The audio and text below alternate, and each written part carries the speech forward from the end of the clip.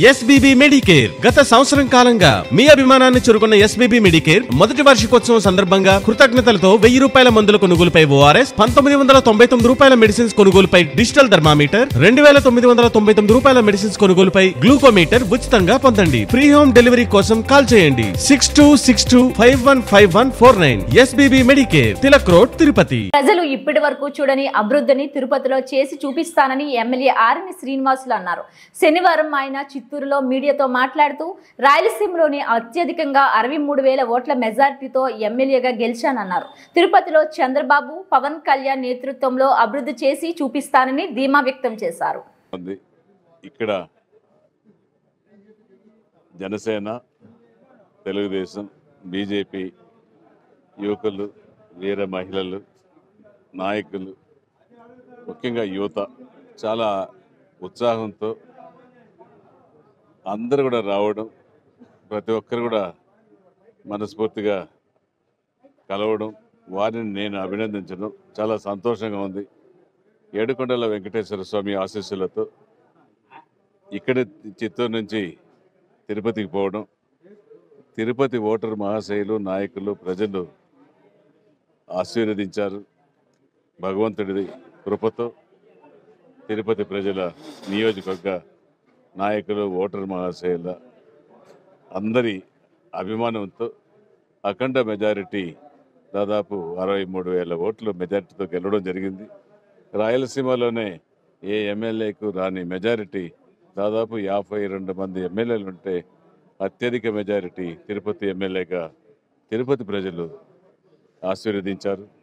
ఇదన్నిటికీ కారణం జనసేన పార్టీ అధ్యక్షులు గౌరవనీయులు పవన్ కళ్యాణ్ గారి దయతో, అదేవిధంగా తెలుగుదేశం పార్టీ అధ్యక్షులు ప్రస్తుత ముఖ్యమంత్రి నారా చంద్రబాబు నాయుడు గారి ఆశీస్సులతో, మోదీ గారి ఆశీస్సులతో తిరుపతి అభ్యర్థిగా ఖరారు చేయడం జరిగింది.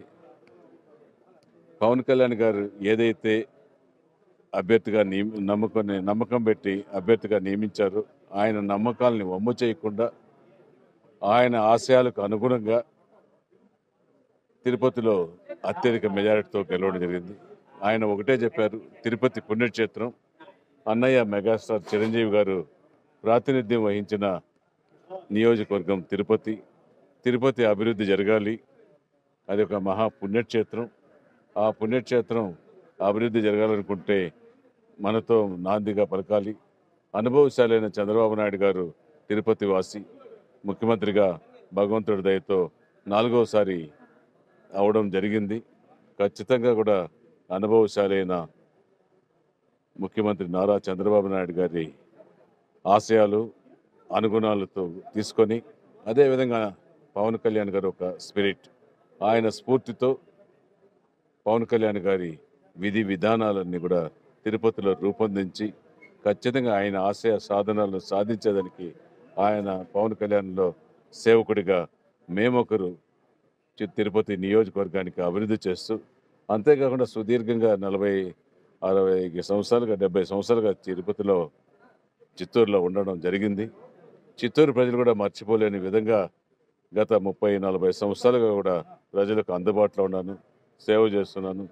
తిరుపతితో పాటు జిల్లాలో అన్ని నియోజకవర్గాలు, ఇటు ప్రజారాజ్యం పార్టీలో జిల్లా అధ్యక్షుడిగా, అటు తెలుగుదేశం పార్టీలో జిల్లా అధ్యక్షుడిగా, వైఎస్ఆర్ కాంగ్రెస్ పార్టీలో కూడా జిల్లా అధ్యక్షుడిగా, చిత్తూరు ఉమ్మడి జిల్లాల్లో 3 పార్టీలలో జిల్లా అధ్యక్షుడిగా దాదాపు 14 సంవత్సరాలు కొనసాగిన ఏకైక నాయకుడు ఆర్ఎన్ శ్రీనివాసులు అనేసి కూడా ఈ సందర్భంగా ప్రజలకు తెలియజేసుకుంటాను.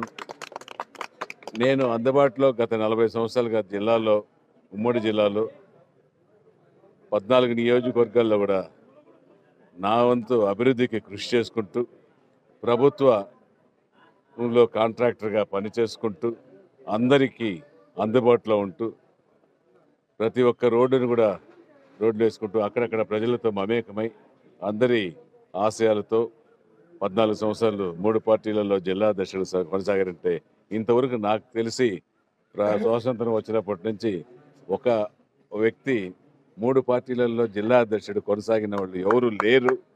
అందులో 1 సంవత్సరం 2 సంవత్సరాలు ఉండేవాళ్ళు ఏకంగా 14 సంవత్సరాలు జిల్లా అధ్యక్షులుగా 3 పార్టీల అనుభవం ఉన్న ఏకైక వ్యక్తిగా గుర్తించారు తిరుపతి ప్రజలు.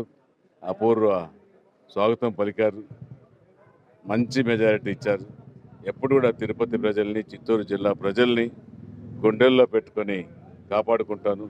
ముఖ్యంగా జనసేన సైనికులు, వీర మహిళల్ని కూడా వాళ్ళందరికీ కూడా అందుబాటులో ఉంటా. జన సైనికులకు నా వంతు కృషి చేస్తా. పవన్ కళ్యాణ్ గారి సాధనాల కోసం నేను కూడా వారితో కలిసి కృషి చేస్తాననేసి కూడా ఈ సందర్భంగా తెలియజేస్తున్నాను.